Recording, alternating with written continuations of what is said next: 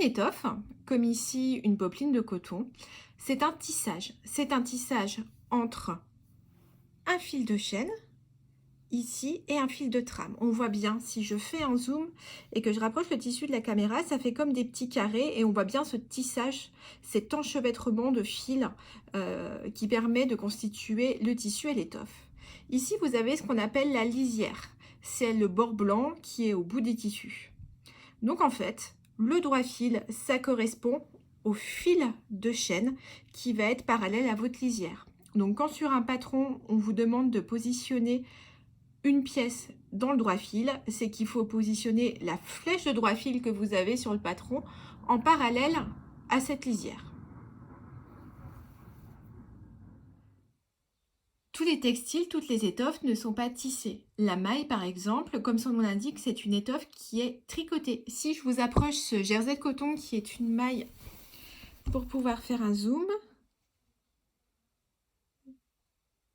s'il te plaît, voilà. Donc on voit sur l'endroit, ça fait comme des espèces de côtes et des espèces de V. Et puis sur l'envers, j'aimerais bien qu'il fasse le zoom, voilà, ça fait comme des petites vagues.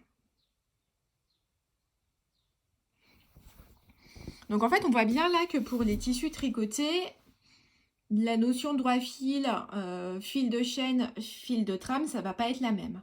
Alors cependant, la notion de droit fil, vous la retrouvez quand même dans les patrons qui sont faits pour le jersey. Dans ce cas-là, c'est la même règle que pour une popeline de coton, par exemple.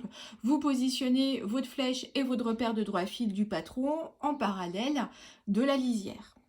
Mais au-delà du droit fil, pour moi, il y a une notion qui est beaucoup plus importante dans les patrons qui sont faits pour de la maille, c'est la notion d'élasticité.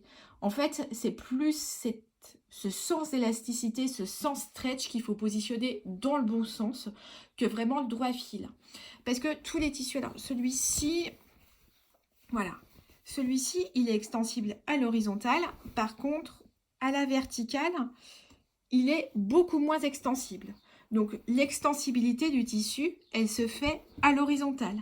Et il va bien falloir la positionner à l'horizontale de vos pièces.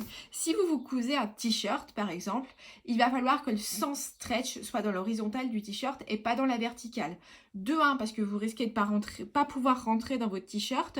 De 2, parce que ça va se déformer au fil du temps et que, loi de la gravité faisant, vous allez vous retrouver avec un t-shirt qui prend 10 cm dans le bas.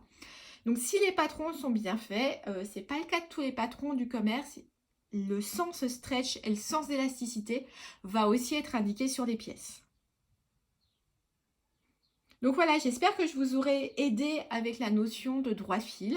N'hésitez pas si vous avez des questions en commentaire et à très bientôt.